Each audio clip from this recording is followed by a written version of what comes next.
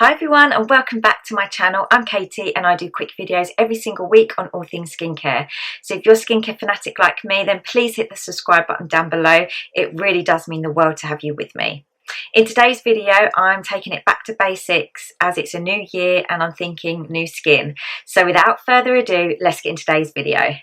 Okay, first of all, Happy New Year. I hope you're all well. I hope you've all had a fantastic Christmas and New Year, despite challenging and uncertain times. We're at home a lot more, so it's a great opportunity to go back to basics and look at our skincare routine. First video today is going to be all about our skin barrier. So the skin barrier is the outermost layer of our epidermis.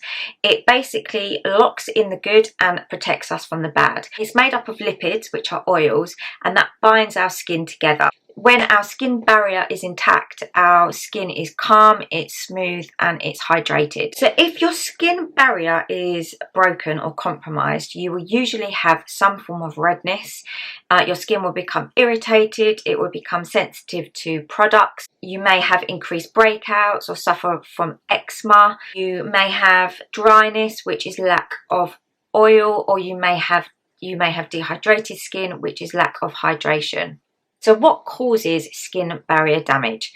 The main points are this: over exfoliation. So if you are exfoliating your skin more than twice a week, then you may be compromising your skin barrier and causing more sensitivity. If you have used overactive ingredients, so your hydrochloric acid, your retinols, vitamin C, these are all active ingredients. You're using them too many days together, then this could compromise your skin barrier as well. Fragrance in skincare is another one, and there's lots and lots of controversy out there regarding fragrance. I personally don't mind a little bit of fragrance in my face creams, as long as it's not the main ingredient, because you're just paying a load of money and smearing fragrance over your face, and I don't like the thought of that.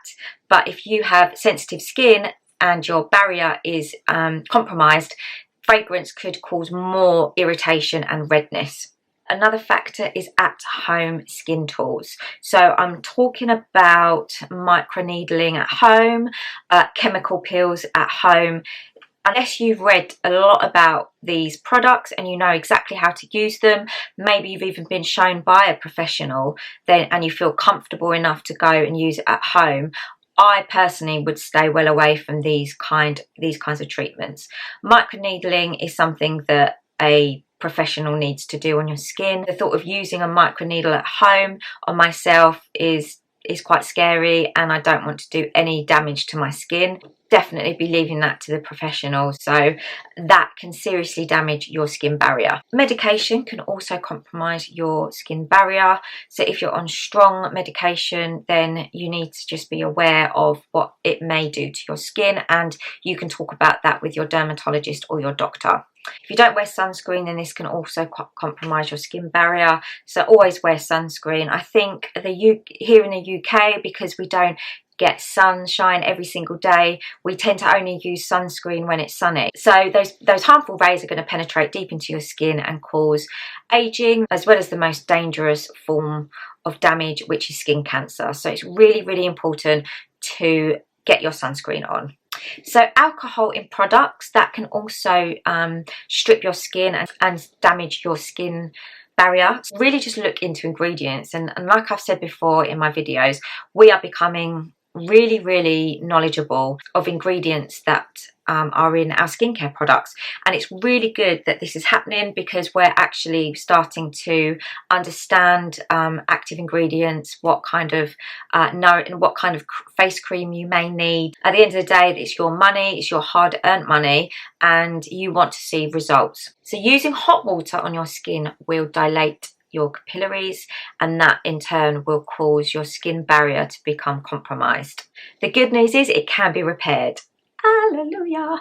You just need to take these few steps. The first step is stop exfoliating. You should stop exfoliating for around 2 weeks to give your skin enough time to repair itself, and then you build up your exfoliation very, very gradually. Start off with exfoliating just once a week for 2 weeks, and then introduce twice a week. And you shouldn't really exfoliate your skin more than twice a week. Use a calm and gentle cleanser and use a cleanser for your skin type.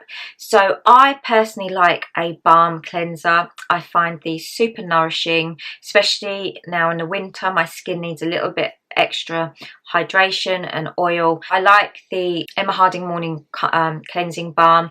If you can, and I know it's very difficult now because we're all at different stages of lockdown, but if you can go and see a professional, I really would.